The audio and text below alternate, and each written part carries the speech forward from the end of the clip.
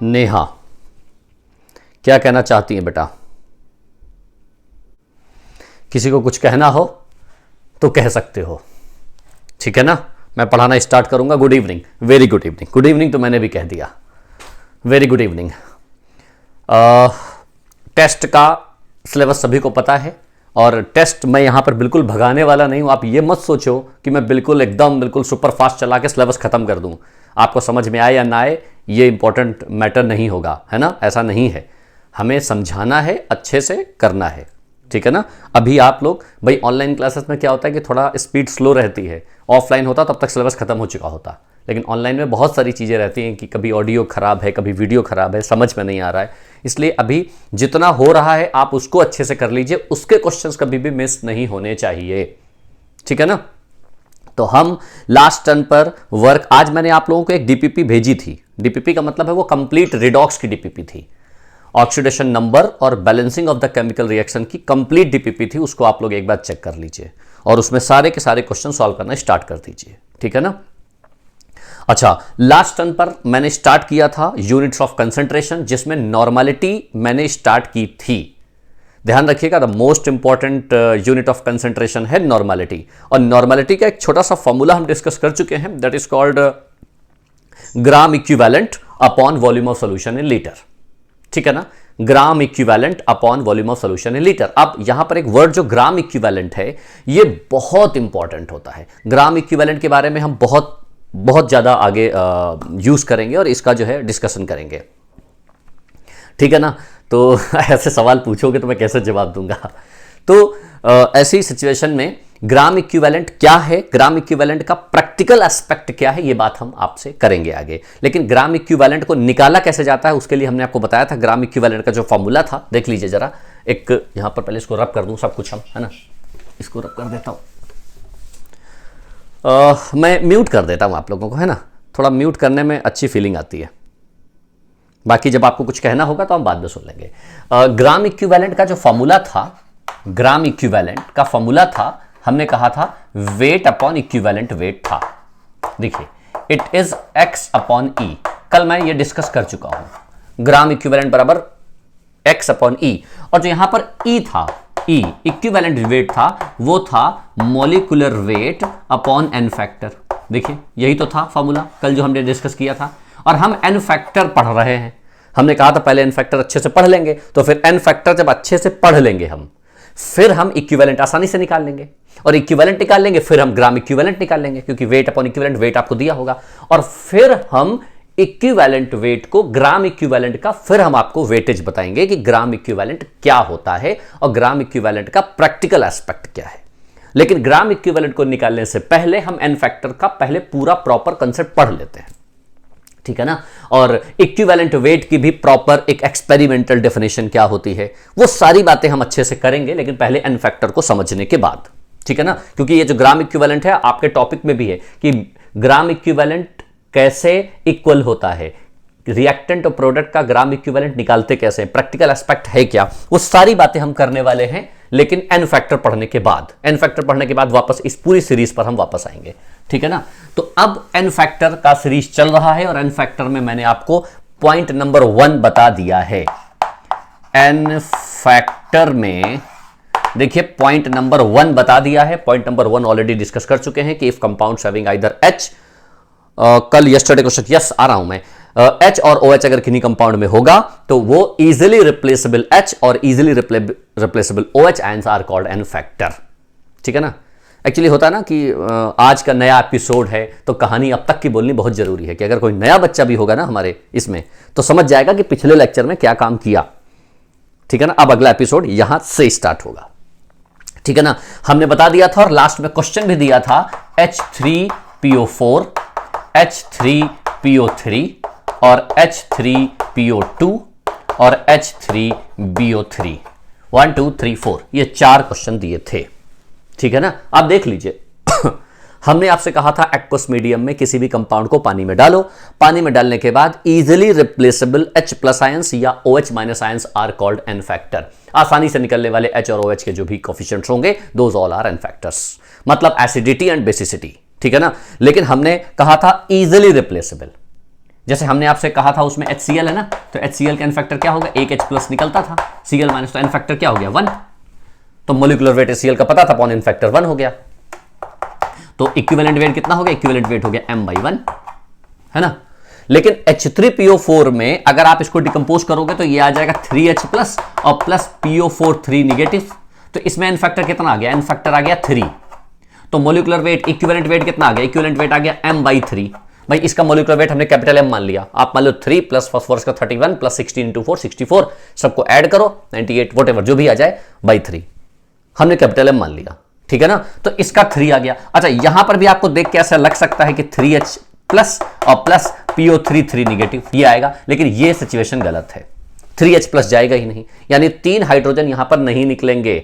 Yes, कुछ बच्चों का 2 कहना है, बिल्कुल सही कह रहे हैं, लेकिन देखो कैसे, इसका एन फैक्टर होता है 3, इसका एन फैक्टर होता है 2, इसका एन फैक्टर होता है 1, इसका एन फैक्टर होता है 1।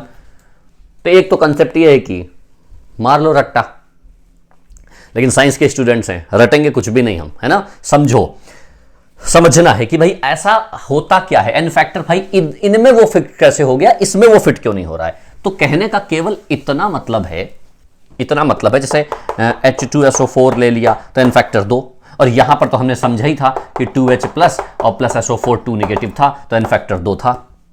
तो यहां क्यों नहीं है, तो देखो जरा कैसे। सबसे पहले H3PO4 का हमें क्या करना होगा, स्ट्रक्चर ड्रॉ करना होगा। H3PO4 का स्ट्रक्चर ड्रॉ करना होगा, धीरे धीरे करके स्ट्रक्चर बनाना हम आपको सिखाएंगे, ठीक है ना। अभी उन्हीं कंपाउंड्स का यूज करते हैं हम 11th स्टैंडर्ड में, जो कंपाउंड्स बहुत इंपॉर्टेंट हैं। तो फास्फोरस की वैलेंसी होती है 3, तो इस तरीके से OH यहां लगता है, इस तरीके से OH यहां लगता है, और इस तरीके से OH यहां लगता है।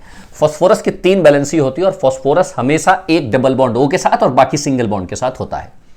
ऐसा अभी आप मेमोराइज कर लें कि फास्फोरस में H3PO4 का स्ट्रक्चर, फास्फोरस की 5 वैलेंसी, 1 2 3 4 5, हर ऑक्सीजन की 2 वैलेंसी, हर ऑक्सीजन की 2 वैलेंसी, और हाइड्रोजन की 1 वैलेंसी।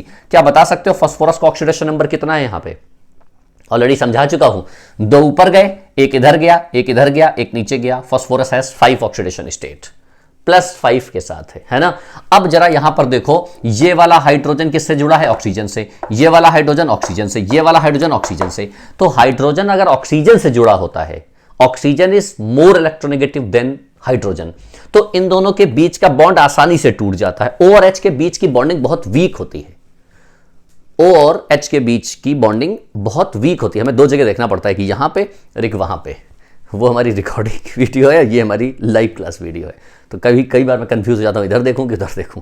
तो यहां पर क्या है कि फास्फोरस में 5, ठीक है ना, तो 5 का मतलब ये हो गया 1 2 3 4। अब हाइड्रोजन अगर ऑक्सीजन से डायरेक्टली लगा होता है, तो ऐसी सिचुएशन में क्या होता है कि वो इजीली रिप्लेसेबल होता है, इसी को कहते हैं इजीली रिप्लेसेबल आयंस।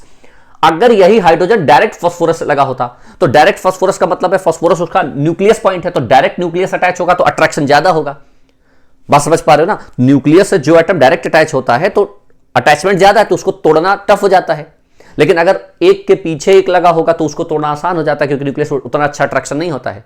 तो सेंट्रल एटम से ये डायरेक्ट नहीं अटैच है, एक के पीछे अटैच है, तो H का निकलना आसान है। और यहां 3 इजीली रिप्लेसेबल हाइड्रोजन से, एक यहां से निकलेगा, एक यहां से निकलेगा, एक यहां से निकलेगा, इसलिए इसका एन फैक्टर 3 होगा, और ये 3H+ PO4 - 3 में टूट जाएगा, एन फैक्टर शुड बी 3। इसी को कहते हैं हम इजीली रिप्लेसेबल H+ आयन। बात समझ पा रहे हो। अच्छा, अगर मान लिया हम H3PO3 की बात करें, तो H3PO3 में देखो P डबल बॉन्ड हो, एक OH ऐसा लगेगा, एक OH ऐसा लगेगा, और एक अब कितना है H3PO3, 3 हाइड्रोजन है ना, 1 2, एक हाइड्रोजन डायरेक्ट अटैच होता है। ऐसे ये स्ट्रक्चर होता है H3PO3 का।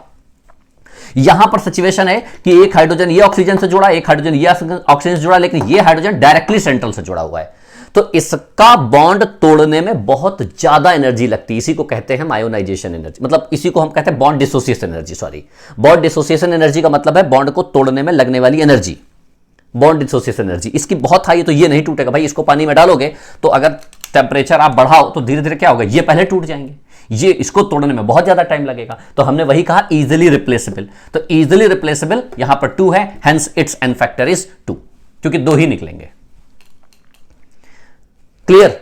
अच्छा, H3PO2 का देखो कैसे स्ट्रक्चर बनता है, P डबल बॉन्ड हो, यहां पर एक OH लगेगा, अब तो आपको समझ में आ गया होगा। अब 2 हाइड्रोजन ऐसे लग जाएंगे, और ये दोनों हाइड्रोजन में ये हाइड्रोजन डायरेक्टली अटैच है, ये हाइड्रोजन डायरेक्टली अटैच है। सो बॉन्ड एसोसिएशन एनर्जी बहुत हाई है, इसलिए इसका केवल एन फैक्टर एक ही होगा, तो इसका एन फैक्टर 1। क्या क्लियर हो रहा है आप लोगों को? ठीक है ना? तो S3PO4 3, S3PO3 2, S3PO2 1। N factor easily replaceable after forming of the structure. We have to check the easily replaceable H plus ions or OH minus ions are called N factor। अच्छा, ये अभी इसको एक मिनट जरा hold करते हैं इस compound को। H2SO4 देखो, H2SO4 का स्ट्रक्चर कैसे बनेगा? H2SO4 का स्ट्रक्चर बनता है, यहां बना देता हूं, देखो S double bond O O H O और H, ये बनता है H2SO4 का स्ट्रक्चर। अब H2SO4 के स्ट्रक्चर में देखो ऑक्सीजन से ये हाइड्रोजन जोड़ा ये वाला और ये हाइड्रोजन जोड़ा ये वाला। अब देखो दोनों हाइड्रोजन ऑक्सीजन से जुड़े हैं ना, इसलिए आसानी से रिप्लेस हो जाएंगे, दो ही बनेगा, जिसको हमने कहा था ना ऐसा 2H प्लस और प्लस SO4। तो ये हमने अपने मन से दो हाइड्रोजन को देख के नहीं लिखा था, ये हमने लिखा था उसके स्ट्रक्चर को फॉर्म करके। Sir n factor is equal to the oxygen atoms, n factor is equal to the oxygen atoms. Sir is it correct? भाई ऐसे नहीं कह सकते भाई, देखो ना इसका एन फैक्टर कितना है, 2 है ना, और H2SO4 में ऑक्सीजन तो 4 है। अगर बाई चांस ये टेक्निक फिट हो गई, ऑक्सीजन एटम -1 देखो ना ऑक्सीजन एटम कितने, 4, 1 2 3 4, और 4 - 1 3, जबकि इसका अच्छा केवल इनके लिए देखो ये जुगाड़ टेक्नोलॉजी हो सकती है। हिंदुस्तानी बात कर दी तुमने एकदम कि सर एक काम करते हैं, ऑक्सीडेशन नंबर ऑक्सीजन के एटम -1, इसके 4 -1 3, 3 - 1 2, 2 - 1 1। जुगाड़ टेक्नोलॉजी मत लगाओ बेटा, ठीक है ना? और अगर रट्टा मार भी सकते हो तो केवल इनके लिए चलो मान लेते हैं, हमने मान लिया, तुमने कह दिया कि 4 - 1 3 - 1 2 - 1, जुगाड़ लगा लिया। हिंदुस्तान की तरह मत पढ़ो, ग्लोबली पढ़ो। We have to draw all the structures at first, then apply the easily removable hydrogens, that's it. ठीक है ना? वो कंसेप्ट है यहां पर। H2SO4 में वो स्ट्रक्चर है, we will remove only 2 hydrogens, hence n factor is 2। ठीक है ना? अब जरा S3BO3 को देख लो S3BO3 थोड़ा एक स्पेशल केस है, ये रब कर देता हूं। S3BO3 बेसिकली होता है boric acid, it is called boric acid. सुना है? बोरिक एसिड इनऑर्गेनिक केमिस्ट्री में ये पूरा एक टॉपिक है, पूरा टॉपिक है, बोरिक एसिड पढ़ाएंगे आपको। बोरिक एसिड जैसे व्हाइट पाउडर, वो कैरम बोर्ड में जो यूज किया जाता है, यही बोरिक एसिड ही यूज किया जाता है, और भी बहुत सारी जगह यूज किया जाता है। बोरिक एसिड का फैक्टर 1 होता है। क्यों ऐसा 1 होता है जरा देखो, उसके पीछे कारण क्या है कि यहां पर लिखा हुआ है BOH और BOH। ठीक है ना? आप समझो जरा ऐसा होता क्यों। अभी आप लर्न भी कर लोगे तो नो प्रॉब्लम, क्योंकि ये इंपॉर्टेंट है, डायरेक्टली 11th में डायरेक्ट पूछा जाता है। S3BO3 का फैक्टर 1 है, लेकिन क्यों होता है जरा यहां पर ऐसा समझ लो कि बोरिक एसिड में बोरॉन पे 3 हाइड्रोजन। अब आप सोच रहे होंगे तीनों हाइड्रोजन आसानी से निकल जाएंगे, तीनों हाइड्रोजन आसानी से निकल जाएंगे, लेकिन ऐसा होता नहीं है। जब इसको पानी में डाला जाता है ना, जैसे ही इसको पानी में डाला जाएगा H2O में, तो पानी में डालते ही क्या होगा कि ये वाला जो बोरॉन है ना, देखिए इसके आउटर मोस्ट में कितने इलेक्ट्रॉन है, 2 2 4 2 6। इतनी बात समझ में आती है ना सभी को? 1 2 3 4 5 6। भाई ये आप ऐसे देखो ना, ऐसे ये वाले 2 इलेक्ट्रॉन इधर, 2 इलेक्ट्रॉन इधर, 2 इलेक्ट्रॉन इधर, ध्यान से समझिएगा। तो 2 2 4 2 6 इलेक्ट्रॉन है ना, तो it requires some electron, please upload lecture from the Monday sir please इधर फोकस कर लो भाई, इधर बहुत जरूरी है। ठीक है, टुडे ऑनवर्ड, मतलब आज ऑनवर्ड्स नहीं, आज एक अपलोड कर दूंगा, ठीक है ना? आज एक अपलोड कर दूंगा। तो 2 2 4 2 6, 2 2 4 2 6, एंड आउटर मोस्ट में 6 इलेक्ट्रॉन है। आउटर मोस्ट में 6 इलेक्ट्रॉन का मतलब क्या होता है? कुछ चाहता है, कितने? 2 electron. Why? To complete its octet. तो जैसे ही बोरॉन ये वाला इसके कांटेक्ट में आता है, अच्छा इसके कांटेक्ट में आते ही ये बिल्कुल रोने लगा। आप सोचो ना, बहुत गरीब आदमी है, बहुत गरीब आदमी, और गरीब आदमी किसी अमीर आदमी के कांटेक्ट में आएगा तो उसके दिमाग में एक जनरेट हो जाएगा कि यार कुछ मिल जाए। जैसे जब तुम मंदिर जाते हो तो जाते ही कुछ मांगना शुरू कर देते हो। क्यों मांगना शुरू कर देते हो? क्योंकि तुमको पता है कि तुम बहुत छोटे हो और भगवान बहुत बड़े हैं, तो मंदिर में जाते ही कुछ दे दो। तो बस ये ऐसे ये बिल्कुल इसके सामने जैसे इसके कांटेक्ट में आता है ना, मांगना चालू। और ध्यान रखना, केमिस्ट्री में वो सारे मांगने वाले होते हैं जिनका ऑक्टेट इनकम्प्लीट होता है। 8 से 7 हो, 6 हो, बस जैसे ही, अच्छा सामने कैसे पता? सामने देखो ना, ये हाइड्रोजन, ये देखो एक हाइड्रोजन और ये हाइड्रोजन, ये बिल्कुल इसके लिए भगवान इसलिए है क्योंकि दो लोन पेयर होते हैं ना, ये बात सबको पता है, बताने की जरूरत नहीं 10th स्टैंडर्ड में, कि ऑक्सीजन पे देखो 2 2 4 2 6 2 8 8 ऑक्टेट पूरा भी है, और इसके पास देखो पैसा लेके घूम रहा है 2 2 थैलियों में, बिल्कुल पैसा लेके घूम रहा है। Sir you gives very nice, क्या बोले यार तुम, जरा तुम्हारी बात तो समझ लूं यार, मैं देख नहीं पा रहा हूं चैट, हाउ, अच्छा मैं होस्ट नहीं हूं, ओहो यार ये तो बहुत गलत हुआ। जीतू सर अगर आप सुन रहे हो मुझे प्लीज होस्ट बना दें मैं लोगों की चैट तो देख पाऊं कि क्या हो रहा है। ये इसको इलेक्ट्रॉन दे देगा जैसे इसको पानी में डाला। जीतू सर, सर जरा मुझे होस्ट बना दीजिए जरा, कुछ बच्चों की बात मैं जरा चैट देखना चाहता हूं इनकी। तो जैसे ही ये ओके ठीक है, थैंक यू सर, ओके अच्छा ये कहना चाहते थे तो देखो तुम्हारे समझाने के लिए मैं कोई भी एग्जांपल दे सकता हूं, बस तुम्हें समझ में आना चाहिए, कैसे भी समझो। तो ये वाला अपना एक इलेक्ट्रॉन इसको देगा, तो अपना इलेक्ट्रॉन इसको देगा, तो इससे एक बॉन्ड बना लेता है। तो बॉन्ड कैसे बनाता है, देखो बी OH ऐसा लगा रहेगा, ये वाला OH ऐसा लगा रहेगा, ये वाला OH ऐसा लगा रहेगा, और ये वाला एक बॉन्ड बना लेता है ऑक्सीजन से ऐसा, इस अपने इलेक्ट्रॉन इसको दे देगा। जब अपने इलेक्ट्रॉन इसको देता है तो ये देगा तो इस पर प्लस चार्ज आ जाता है, ये लेगा तो इस पर माइनस चार्ज आ जाता है। समझना जरा, देने वाला पॉजिटिव, भाई इसने दिया ना इसको तो इस पे पॉजिटिव, और इसने लिया तो इस पे नेगेटिव, ठीक है ना। लेकिन हम लोग फील नहीं करते, जब भगवान हमको देता है तो फॉर ग्रांटेड ले लेते हैं, ठीक है दे दिया ना कोई बात नहीं, लेकिन हम ऋणी हो गए, उसके बदले हमको बहुत सारी वर्शिप करनी चाहिए, बहुत सारी वर्शिप करनी चाहिए। तो इस पर पॉजिटिव, इस पर निगेटिव। अब जैसे ही पॉजिटिव निगेटिव आता है तो ऑक्सीजन पर देखो पॉजिटिव चार्ज आ गया ना, मोर इलेक्ट्रोनेगेटिव है, और पॉजिटिव चार्ज पे हाईली अनस्टेबल कंडीशन हो जाती है। तो क्या होता है कि ये वाला जो हाइड्रोजन है ना, ये हाइड्रोजन से अपनी तरफ इलेक्ट्रॉनों को खींच लेता है। ये ऐसा एक्सपेरिमेंटल होता है। तो हाइड्रोजन को जैसे खींचेगा तो हाइड्रोजन पे आ जाएगा प्लस, और इस पे आ जाएगा माइनस, और एक माइनस और एक प्लस, ऑक्सीजन न्यूट्रल कर देता है, ये न्यूट्रल कर देता है। तो ऐसी सिचुएशन में क्या होता है, ये वाला बी इधर OH लगा रहेगा, इधर OH लगा रहेगा, नीचे OH लगा रहेगा, और इधर क्या, इधर OH लगा रहेगा, और इस पे चार्ज कौन सा रहेगा, इस पे माइनस चार्ज रहेगा, भाई माइनस चार्ज ये वाला रहेगा, और ये वाला H+ निकल जाएगा, प्लस H+।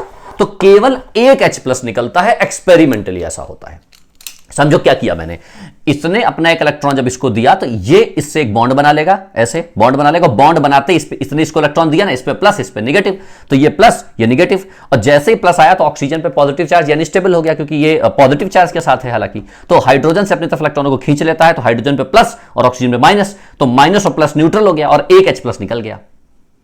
तो ऑक्सीजन पे न्यूट्रल हो गया ना, ये न्यूट्रल हो गया, और बाकी 3 OH ऑलरेडी लगे हैं, और नेगेटिव चार्ज ऑलरेडी ये बाहर लगा दिया हमने, चाहे यहां लगाओ चाहे बाहर लगाओ एक ही बात है, और एक H+ निकल गया। Hence boric acid gives only 1 hydrogen ion in aqueous medium, hence it has 1 N factor. समझ गए? तो इसका इक्विवेलेंट वेट कितना हो जाएगा, m/1। चलो जल्दी से नोट कर लो, हालांकि ये वाली बात थोड़ी सी आगे की बता दी है, जनरली बुक्स में लिखा होता है एक्सेप्शनल H3BO3 1, ये 1 ये 2 ये 3, लेकिन आपको मैंने बता दिया, आप समझदार बच्चे लगते हो इसलिए बता दिया, ठीक है ना। एक स्क्रीनशॉट लो इसका और आगे बढ़ेंगे। ये तो था N फैक्टर उन कंपाउंड्स का जिसमें क्या था, जिसमें हाइड्रोजन आयन था, जिसमें हाइड्रोजन और OH था। लेकिन कई बार ऐसा होता है जिसमें H और OH हो ही ना, भाई ये भी तो आप पूछ सकते हो ना, आपका क्वेश्चन हो सकता है सर NaCl का इनफैक्टर बताओ क्या होता है। अब NaCl में ना Na रहा और ना Cl रहा, तो NaCl है ही नहीं तो इनफैक्टर कैसे बताएंगे। AlCl3, aluminium sulphate, calcium phosphate, बताओ इसका इनफैक्टर कितना है। मतलब N factor those compounds which do not have H और OH ions. Now our second article, बात समझ पा रहे ना? तो सेकंड पॉइंट लिखो। सेकंड पॉइंट क्या, N factor for salt.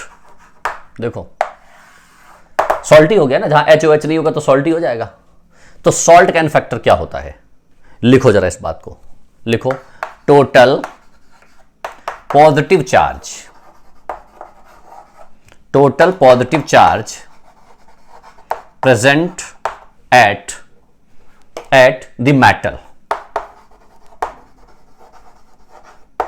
Metal, या हम कह सकते हैं मेटल या उस कैटायन पर, मतलब जो कैटायनिक स्पेसीज होगी, cationic species with respect to atoms, ये इंपॉर्टेंट बात है, is called n factor for salt. ये होता है n factor for salt. Simple से एक छोटी सी डेफिनेशन लिखी है हमने, इस डेफिनेशन को जरा समझना है, ठीक है ना, समझो जरा। हमने कहा कि आपको बताना है NaCl, NaCl का एन फैक्टर कितना होगा। तो NaCl का एन फैक्टर में आप देखो, ये वाला पहला वाला कैटायन है और दूसरा वाला एनायन है, तो कैटायन पर कितना चार्ज होता है, +1 ही तो है, इसमें +1 इसमें -1, ठीक है ना। तो कैटायन पर +1 चार्ज है, तो +1 है इसलिए, अच्छा +1 इंटू कितने आइटम है, 1 है ना, is equal to 1, hence n factor is 1। और एन फैक्टर 1 पता है तो इक्विवेलेंट वेट निकाल ही लोगे, m/1, वो तो सिंपल सा फंडा है। हाँ भाई, पीछे वाले भाई साहब समझ में आ रहा है ना, ठीक है ना। +1 इंटू 1, 1। अच्छा, अगर मान लिया मैंने मान लिया बदल दिया सिचुएशन, मान लिया मैंने कहा कैल्शियम क्लोराइड है, CaCl2, देखो तो कैल्शियम क्लोराइड, कैल्शियम पर कितना चार्ज होगा, +2, तो कितना आ जाएगा, +2 इंटू 1 बराबर 2, सो एन फैक्टर इज 2। देख लो भाई, total positive charge at metal, ये मेटल है, नॉन मेटल, तो मेटल पर टोटल जितना पॉजिटिव चार्ज होगा वो into the total number of atoms. अच्छा, थोड़ा और वेरिएशन करते हैं, जैसे लिखा है Al2SO4 का होल थ्राइस, इसका एन फैक्टर बताना है, Al2SO4 का होल थ्राइस। चलो जरा बताओ कितना होना चाहिए, द टोटल पॉजिटिव, सर वो मेटल के बाद क्या है, ये Cl2 है, ये Cl है, ये SO4 का होल थ्राइस है। अच्छा, ये कैटायनिक स्पेसीज लिखा है, कैटायनिक स्पेसीज का मतलब वही कैटायनिक स्पेसीज, ठीक है ना, कैटायनिक स्पेसीज का मतलब वही पॉजिटिव चार्ज मेटल, या उसी को हम कैटायनिक स्पेसीज बोलते हैं ना, कैटायनिक स्पेसीज। ये एनायनिक स्पेसीज है कैटायनिक, तो वही कैटायनिक स्पेसीज लिखा है। यस, बहुत सारे बच्चों ने 6, अरे बाप रे, बाढ़ लगा दी तुम लोगों ने 6 बताने की, कितने स्टूडेंट्स हो तुम लोग। यस, ओके, देखो एल्यूमिनियम पर टोटल पॉजिटिव चार्ज है कितना, +3, भाई यही तो है एल्यूमिनियम को, देखो +3, ये तो एन फैक्टर, आपको ऑक्सीडेशन नंबर निकाला सिखाया, इसका ऑक्सीडेशन नंबर +6, +3 इंटू 2, तो +3 into 2 is equal to 6, n factor is 6, बिल्कुल सही जवाब। लिथियम एल्यूमिनियम हाइड्राइड का क्या होगा, क्या पूछना चाहते हो लिथियम एल्यूमिनियम हाइड्राइड का, अच्छा उसका, तो लिथियम एल्यूमिनियम हाइड्राइड का भी बताऊंगा, आगे बात करूंगा। NGA4 निगेटिव नहीं रहता, केवल और केवल अगर उसमें मेटल है, मेटल का वो सॉल्ट है, तो केवल मेटल पर पॉजिटिव चार्ज ट्रीट किया जाएगा, मेटल पर पॉजिटिव चार्ज, बाकी पूरा एनायन, लिथियम पॉजिटिव और बाकी पूरा निगेटिव, तो लिथियम पॉजिटिव मतलब इट हैज 1।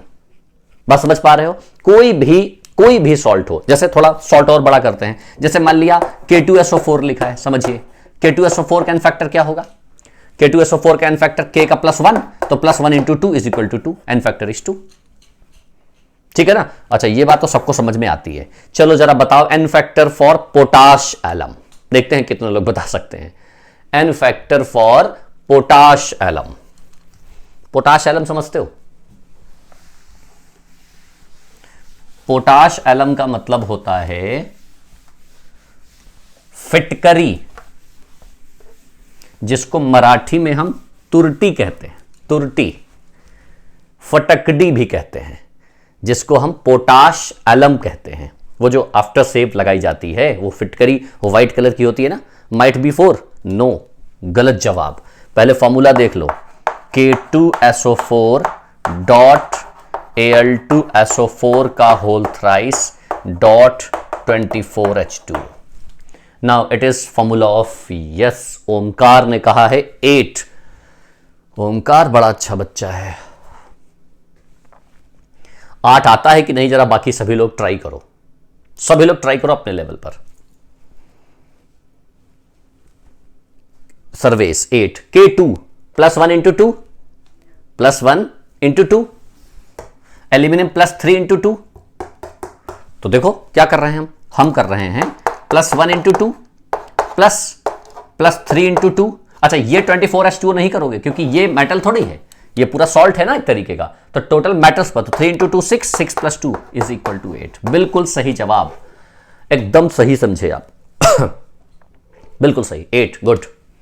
बाबा साहब, वेरी गुड। शेख जुरेज अहमद, 8, बिल्कुल सही जवाब बेटा, बिल्कुल सही समझ रहे हो। सल्फर क्यों नहीं लिया?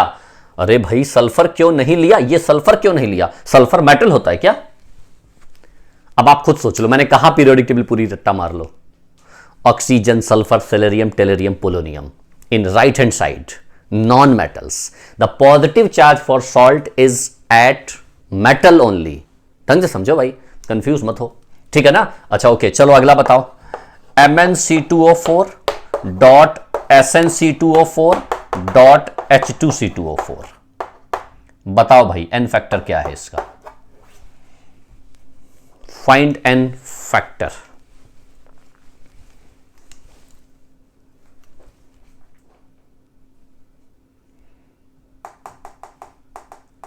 फोर, 6, कुछ बच्चों का 4 है, कुछ बच्चों का 6 है, कुछ 2 है, 2, 4, 6 सब निकाल दिए। Mn+2 एंड Sn+2, यस बिल्कुल सही है ना। ये देखो हमने आपको ऑलरेडी बताया है कि जो C2O4 इस पे चार्ज क्या होता है? -2। तो अगर C2O4 पे -2 चार्ज है तो Mn हैज +2 ओनली, तो Mn पे +2 ही होगा, तो Mn पे +2 होगा। और इधर C2O4 पे -2 है तो इस पे भी +2 होगा, तो +2 इस पर है, +2 इस पर है, और इसको हम यूज ही नहीं करेंगे। So it is a +4, 4 like this, ठीक है ना? तो इस तरीके से हम कर सकते हैं। एक होम असाइनमेंट दे देता हूं इसी के साथ, एक होम असाइनमेंट दे देता हूं, इसलिए देता हूं क्योंकि आप जब होम असाइनमेंट देंगे तो वो क्वेश्चन आप थोड़ा दिल से लेते हैं और उसको आप घर से सॉल्व करके लाते हैं, ठीक है ना? और वो क्वेश्चन ऐसा देता हूं मैं, कहीं ना कहीं जेई में पूछा जाता रहा या आगे कभी पूछ लिया जा सकता है। आपको बताना है एन फैक्टर, लिखो क्वेश्चन एक, n factor for Mohr salt. ये आपका होम असाइनमेंट। एक मोहर सॉल्ट होता है, सॉल्ट मोहर है, मोहर सॉल्ट है, उसका एन फैक्टर बताना है क्या है, दैट इज होम असाइनमेंट। ये आपका एक होम असाइनमेंट है। इसी बहाने मोहर सॉल्ट को आप ढूंढोगे और मोहर सॉल्ट को लर्न भी करोगे और उसका एन फैक्टर भी बताओगे। बड़ा इंपॉर्टेंट है और जेई वगैरह में पूछा भी जा चुका है, ठीक है ना? ये तो था एन फैक्टर फॉर सॉल्ट्स। लेकिन अभी एन फैक्टर खत्म नहीं हुआ है, एन फैक्टर में अब ट्विस्ट आया है। असली एन फैक्टर तो अब शुरू होगा, अभी तो हम बच्चों वाली बातें कर रहे थे। एन फैक्टर फॉर सर 1 है क्या? सर 1 है क्या? ये 1 क्या है? मुझे खुद नहीं पता 1 क्या है। क्या पूछना चाहते हो? 1 क्या बताया मैंने? N factor is 1। किसका एन फैक्टर है भाई? 1 में 1 गे नहीं समझ पा रहे हैं हम ना बेटा।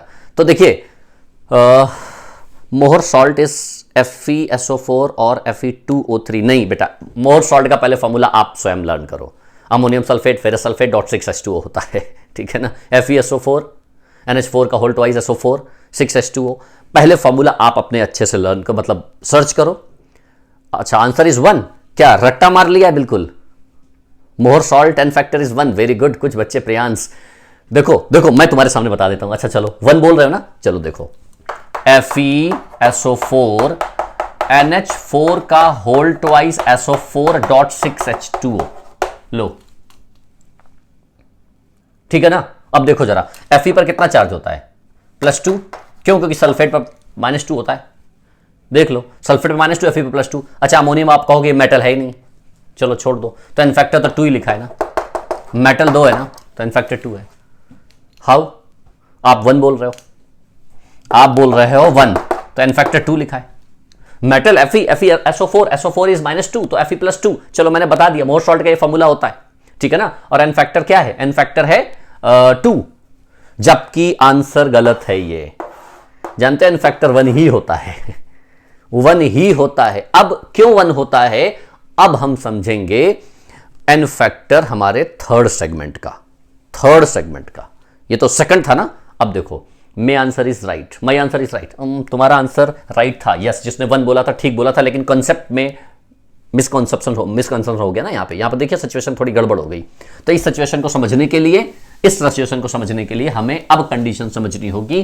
कंडीशन नंबर 3, क्या n factor for reactions. Reactions का मतलब वो रिएक्शन ऑक्सीडेशन की हो सकती है, वो रिएक्शन रिडक्शन की हो सकती है, वो रिएक्शन न्यूट्रल या रिडॉक्स हो सकती है, या वो रिएक्शन कोई नॉर्मल भी हो सकती है। मतलब नॉर्मल का मतलब एसिड बेस रिएक्शन, सॉल्ट वाली रिएक्शन हो सकती है। एसिड बेस रिएक्शन, भाई सॉल्ट बनेगा एसिड बेस बनेगी, इनमें से कोई भी रिएक्शन हो सकती है। Oxidised by removing an electron. हां, देखते हैं प्रेरणा का कहना ठीक है। क्या होता है एन फैक्टर? अच्छा, एन फैक्टर के लिए हम ऑक्सीडेशन नंबर पढ़ चुके हैं, इलेक्ट्रॉन एंड मेथड से पढ़ चुके हैं। जरा समझो, अगर मैं आपसे कहूं कि ये एक क्वेश्चन लिखा है Mn+7 से ये बन गया Mn+, नहीं ऐसे नहीं लिखो, हाफ रिएक्शन लिख देता हूं मैं डायरेक्ट। देखो जरा, हाफ रिएक्शन में एक मैंने रिएक्शन लिखी थी ना, MnO4-1 से लिखा है Mn+2। ये एक हाफ रिएक्शन लिखी हुई है, मैंने इलेक्ट्रॉन एंड मेथड से रिएक्शन को बैलेंस करना सीखा है ना, तो एक हाफ रिएक्शन लिखी हुई है MnO4 नेगेटिव से Mn+2। तो अब मैंने आपसे पूछा कि find the n factor of this situation. इसका एन फैक्टर क्या है? आपको पूरा एन फैक्टर इसका पूछा जाएगा, इसका एन फैक्टर क्या है, ठीक है ना? तो इसका एन फैक्टर पढ़ने के लिए, अच्छा ये वाला एक एग्जांपल है, इससे थोड़ा एक और आसान एग्जांपल लेते हैं, एक और एग्जांपल लेते हैं। ये रिएक्शन लिखी हुई N2 से NH3, एक और थोड़ा छोटा रिएक्शन लेते हैं। N2 से NH3, पहले इसको समझेंगे फिर इसको समझेंगे। N2 से NH3, और मैंने आपसे पूछा कि इसका एन फैक्टर क्या है और इवन इसका भी एन फैक्टर क्या है। तो जब भी आपको कोई हाफ रिएक्शन लिखी मिल जाए तो क्या करना है, एन फैक्टर निकालने के दो तरीके हमारे पास, या तो बाय ऑक्सीडेशन मेथड लगाओ या इलेक्ट्रॉन एन मेथड लगाओ। क्या समझ पा रहे हो? एन फैक्टर के दो तरीके हैं हमारे पास, या तो ऑक्सीडेशन मेथड लगाओ, देख लीजिए भाई, या तो ऑक्सीडेशन मेथड लगा लीजिए या इलेक्ट्रॉन एन मेथड लगा लीजिए। इन दोनों में से कोई भी मेथड लगा लीजिए, एन फैक्टर सेम ही आएगा। कैसे? तो ऑक्सीडेशन मेथड लगाना बहुत ही आसान है आपके पास। इसका ऑक्सीडेशन नंबर 0 और इसका ऑक्सीडेशन नंबर -3, जैसे बैलेंस करते थे ना आप ऑक्सीडेशन नंबर से। तो जरा बताओ 0 से -3 कितना डिफरेंस आ रहा है? 0 से -3 3 का, लेकिन दो एटम है ना, इंटू 2, वो नहीं आप क्रॉस मल्टीप्लाई करने से पहले जो काम करते थे, 3 × 2 क्या 6, 0 से 3 का डिफरेंस आ रहा है, लेकिन दो एटम है, 3 × 2 6। Now 6 is n factor, so n factor of nitrogen is 6। तो ये जो change in oxidation number with respect to atom होता है, जो हमने बैलेंसिंग में सीखा था, वो बेसिकली एन फैक्टर ही होता है, टोटल ट्रांसफर्ड इलेक्ट्रॉन्स। बात समझ पा रहे हो? अच्छा, इधर से अगर इधर देखना है, इधर से इधर देखना है, तो कैसे देखोगे? -3 से 0 कितना इंक्रीमेंट हो रहा है? 3 का। -3 से 0, -3 से 0, लेकिन इसमें कितने एटम? एक ही एटम है ना, इसलिए 3।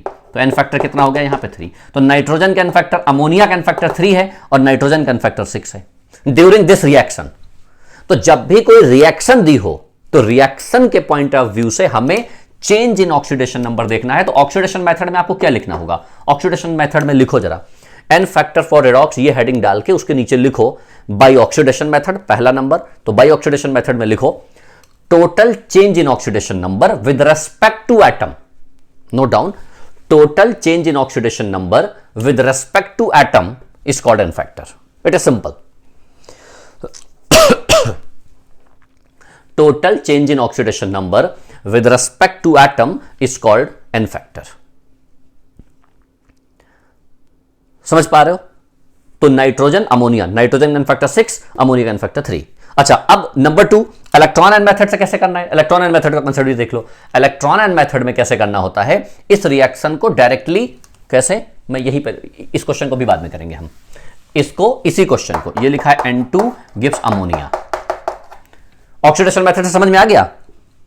सेम इलेक्ट्रॉन एन मेथड से कैसे करना होगा? सबसे पहले इस हाफ रिएक्शन को बैलेंस करना होगा। आप बैलेंस कर लो, कैसे बैलेंस करोगे? नाइट्रोजन 2 है, नाइट्रोजन 2 है, वही हिट एंड ट्रायल जो हाफ रिएक्शन को बैलेंस करते थे। Nitrogen 2, nitrogen 2, ammonia 6, sorry hydrogen 6, तो यहां क्या आएगा? 6H+। अब 6H+ है, इलेक्ट्रॉन लास्ट में बैलेंस किए जाएंगे 6+ के, तो 6- के। क्लियर? क्लियर हो रहा है ना? तो क्या बोलोगे? ये कितने मोल है? ये कितने मोल है? 1 मोल। ये कितने मोल है? ये 2 मोल। तो इस पूरे रिएक्शन में कितने ट्रांसफर्ड इलेक्ट्रॉन हैं? 6। तो total transferred electron during this reaction is 6। तो हमें देखना होता है टोटल, जिसका एन फैक्टर आप निकालना चाहते हो, उसके 1 मोल के रेस्पेक्ट में कितने ट्रांसफर्ड इलेक्ट्रॉन आ रहे हैं। यानी क्या लिखोगे इलेक्ट्रॉन एन मेथड में? नंबर 2, टोटल ट्रांसफर्ड इलेक्ट्रॉन्स पर mole is called n factor. क्या कह रहा हूं मैं? टोटल ट्रांसफर्ड इलेक्ट्रॉन, सबसे पहले उस रिएक्शन को बैलेंस करो, टोटल ट्रांसफर्ड इलेक्ट्रॉन निकालो और वो इलेक्ट्रॉन इसके पर मोल में कितने हैं आप पहले लिख लो। टोटल ट्रांसफर्ड इलेक्ट्रॉन्स पर mole is called n factor, इस मेथड से। अब जरा देखो कैसे। नाइट्रोजन के एक मोल में 6 ट्रांसफर्ड इलेक्ट्रॉन है, तो एक मोल में कितने होंगे? अरे 6 ही होंगे ना। एक मोल में 6 है तो एक मोल में 6 ही होंगे। इसके देखो 2 मोल में 6 ट्रांसफर्ड इलेक्ट्रॉन है, तो एक मोल में कितने होंगे? 3।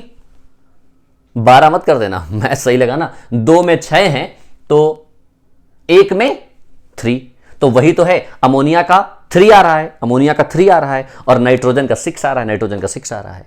तो एन फैक्टर चाहे आप ऑक्सीडेशन मेथड से लगाओ, चाहे इलेक्ट्रॉन आयन मेथड से लगाओ, लेकिन ऑक्सीडेशन मेथड से आप थोड़ा जल्दी फास्ट कर पाओगे। क्यों? क्योंकि वहां पर क्या है, केवल चेंज इन ऑक्सीडेशन नंबर देख लो भाई, 0 3 डायरेक्ट आंसर। और इलेक्ट्रॉन आयन से आपको पहले बैलेंस करना पड़ेगा, फिर टोटल ट्रांसफर्ड इलेक्ट्रॉन निकालना पड़ेगा। दोनों मेथड इसलिए बताए हैं हमने कि कभी कभी अगर आप ऑक्सीडेशन मेथड में कंफ्यूजन है या नहीं निकाल पा रहे हो, तो आप वो ये वाला मेथड अप्लाई कर लो। होपफुली आ गया होगा समझ में। चलो अब इसके बाद जो MnO4 वाला क्वेश्चन दिया था ना, करके दिखाओ जरा।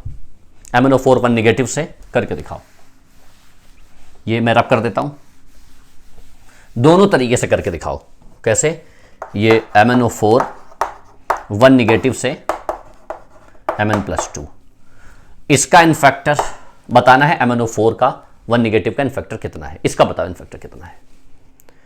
ये तो बड़ा आसान हो गया ना, 5 सीधे सीधे लिखा हुआ है। Mn का यहां +7 है और यहां Mn का +2 है, तो 7 से +2 में जाएगा, कितना डिफरेंस? 5 आ गया, सीधे सीधे आंसर, कुछ सोचने नहीं है इसमें। अच्छा आप बैलेंस करके देख लो जरा।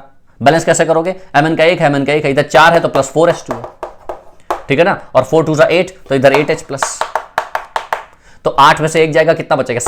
7 इलेक्ट्रॉन, और इधर 2 इलेक्ट्रॉन है, तो 7 में से 5 इलेक्ट्रॉन अगर माइनस कर दो, 7 8 इंटू +1 +8 और -1, तो 8 में -1 जाएगा +7, और +7 में -5, तो +7 -5 +2 और +2 बराबर, तो 5 इलेक्ट्रॉन ट्रांसफर्ड है, तो 5 टोटल ट्रांसफर्ड इलेक्ट्रॉन। और कितने मोल है ये एक ही मोल तो है भाई, कॉफिशिएंट ही तो मोल होता है। तो एक मोल में 5 ट्रांसफर्ड इलेक्ट्रॉन, इसलिए एन फैक्टर इज 5। बात सबको समझ में आ रही है? तो एन फैक्टर किसी रिएक्शन के बेस पे अगर पूछा जाए तो ध्यान रखना है, तो ऐसी सिचुएशन में हमेशा क्या हम देखते हैं? टोटल ट्रांसफर्ड कितने इलेक्ट्रॉन्स हैं। Total transferred electrons are called n factor. Hopefully ये सबको क्लियर हो गया होगा। Can n factor be 2 digit number? हाँ बिल्कुल 2 डिजिट नंबर हो सकता है। 2 क्या, 2 से ज्यादा हो सकता है। देखो थोड़ा और समझाऊं। अभी देखो, अभी तो मैं बता तो रहा हूं, अभी तो आगे बढ़ रहे हैं ना, आप टेंशन मत लो, तुम्हारे सारे क्वेश्चंस का जवाब मिलेगा ना यहां पे। जरा देखो, अगर मान लिया मैंने कहा ऐसे FeC2O4 और ये बन गया Fe+3 + CO2। क्वेश्चन को देखो, क्वेश्चन का लेवल बढ़ा रहा हूं मैं, थोड़ा अपलिफ्ट कर रहा हूं क्वेश्चंस। बताओ इसका एन फैक्टर कितना है? एन फैक्टर इसका कैसे सॉल्व करोगे? 5 गलत जवाब। अंकित नो, रॉन्ग आंसर। 1 गलत जवाब। Can n factor be -2 2 +3? ऐसा थोड़ी होता है, एक fix, it has a fix number. Yes, Saurabh ने कहा है 3। अंधेरे में एकदम फिट तीर बैठ गया है, 3। अब ये बताओ 3 कैसे? वो तो मैं ही बता पाऊंगा। 2 गलत जवाब है बेटा। देखो अभी तक मैं क्या करता था, अब जरा समझो, कंसेप्ट को समझो। यहां FeC2O4 पे कितना चार्ज है? -2, तो Fe पे कितना चार्ज आएगा? +3। कार्बन पे कितना चार्ज आएगा? +2। आप निकाल लो ना, इसका +2 + 2x - 8 = 0, तो x बराबर कितना आ जाएगा? 3। तो C पर x और ऑक्सीजन पे -2 दिख रहा है? देखो भाई, और यहां पर Fe पर +3, कार्बन पे +4, ऑक्सीजन पे -2। तो अब प्रॉब्लम यह है कि वेरिएशन एक से ज्यादा जगह है। इंपॉर्टेंट पॉइंट, Fe+3 से, सॉरी +2 है, अरे यार गलत कर दिया ना, 3 वापस दे दो, 2 रख दो, ठीक है ना। Fe+2 है भाई, C2O4 पे -2 है ना, तो Fe पे +2 है। अच्छा वहां पर क्या लिखा था हमने? वो भी रफ हो गया, वहां +2 ही शायद लिखा था ना, यहां ठीक लिखा था, तभी तो +3 आएगा। अरे यार सब गलत लिख दिया है। ये +3 है, ये +3 है, ये -4। फिर से देखो, C2O4 पे -2 चार्ज होता है, तो C2O4 पे -2 चार्ज है, तो Fe पर +2 है। कभी कभी दिमाग एकदम खराब हो जाता है, कुछ भी निकलने लगता है। C2O4 पे -2 चार्ज है, तो Fe पर +2 होगा। देखो ये फेरस ऑक्सैलेट, इसका नाम है फेरस ऑक्सैलेट। तो -2 +2। अब ये +2 है और इस पर क्या होगा 2x और ये -8 बराबर 0, तो 2x बराबर 6, तो x बराबर 3 निकाला था शायद, पहले गलत लिख दिया था मैंने यहां पे, ठीक है ना। तो अब देखो यहां पर Fe का Fe में चेंजेस हो रहा है, ऑक्सीडेशन हो रहा है ना, और कार्बन का कार्बन में ऑक्सीडेशन हो रहा है, दोनों ऑक्सीडेशन ही हो रहे हैं, बढ़ रहे हैं। तो जरा देखो Fe का +2 से +3 कितना इंक्रीमेंट हो रहा है, 1 का, और इसमें कितने आटम है, एक ही तो आटम है, तो इसलिए 1, समझना जरा। और यहां पर कार्बन का कितना है +3, और +3 से कार्बन कितना हो रहा है +4, कितना इंक्रीमेंट हो रहा है 1 का, लेकिन कितने आटम है 2, इसलिए इंटू 2। तो कार्बन के रेस्पेक्ट में 2 बढ़ रहा है और Fe के रेस्पेक्ट में 1 बढ़ रहा है, तो नेट 1 बढ़ा 2 बढ़ा, तो नेट कितना बढ़ा, टोटल 3 इंक्रीज हो रहा है ना। सो एन फैक्टर शुड बी 3, और बाकी ऑक्सीजन में कोई वेरिएशन नहीं है। तो यहां क्या देखना होगा कि Fe का बढ़ रहा है और कार्बन का भी बढ़ रहा है, 1 बढ़ा 2 बढ़ा, टोटल 3 बढ़ा। अच्छा, आप ऐसा सोच सकते हो, ऐसा भी हो सकता था कि 1 बढ़ा और 2 घटा, तो ऐसी सिचुएशन में क्या होगा, माइनस नहीं आएगा, नेट डिस्प्लेसमेंट देखते, 1 ऊपर 2 नीचे, तो फाइनली क्या 1 नीचे, ठीक है ना। 4 ऊपर और 4 ऊपर 2 ऊपर, तो 6, 4 ऊपर 2 नीचे, तो 2। कहने का मतलब है नेट डिस्प्लेसमेंट देखोगे एन फैक्टर जो है निगेटिव फॉर्म में नहीं होता है। 1 ऊपर 2 ऊपर 3। Sir but we count only on metal. हां, तो देखिए अब जरा समझना इस बात को, बहुत अच्छा क्वेश्चन पूछ लिया है। अगर मैं आपसे पूछता FeC2O4 का एन फैक्टर कितना है, इंपॉर्टेंट क्वेश्चन, FeC2O4 का, तो C2O4 पे कितना होता -2, Fe पे कितना होता +2, सो एन फैक्टर शुड बी 2। मतलब ये केवल इस बात पर डिपेंडेंट होता है कि वो सॉल्ट आपको इंडिविजुअल दिया है कि रिएक्शन में दिया है। अगर ऐसी रिएक्शन में दिया जाए तो फिर इसका एन फैक्टर कितना होगा, इसका एन फैक्टर होगा 3। लेकिन अगर ऐसे सिंपल क्वेश्चन दिया जाए तो इसका एन फैक्टर होगा कितना, 2। बात समझ पा रहे हो, क्लियर हो रहा बेटा। तो कंपाउंड अगर इंडिविजुअली दिया है, कहीं कोई लेना देना नहीं है, तो उसकी प्रॉपर्टी अलग होगी।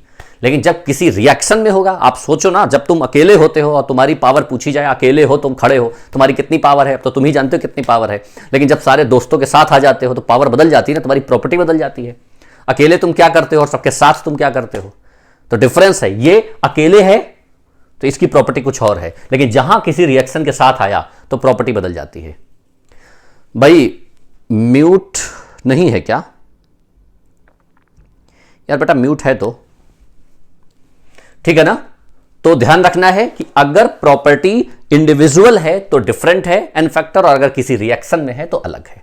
समझ गए।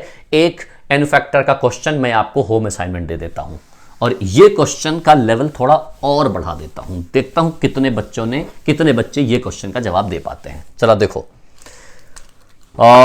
K4FeCN6 पोटेशियम फेरोसाइनाइड, इसका एन फैक्टर मैंने आपको बता दिया था पहले, ठीक है ना। यहां लिखा है Fe+3 plus carbon dioxide plus nitrogen dioxide. Now find the n factor of this ferrocyanide.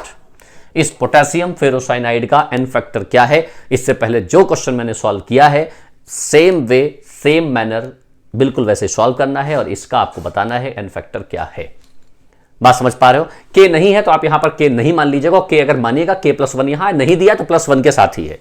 Variation केवल Fe का Fe में है, कार्बन का है, नाइट्रोजन का है। यहां कार्बन नाइट्रोजन का ऑक्सीडेशन नंबर प्रॉपर निकालिएगा और उसके बाद क्वेश्चन को सॉल्व करिएगा। 0 बिल्कुल गलत जवाब।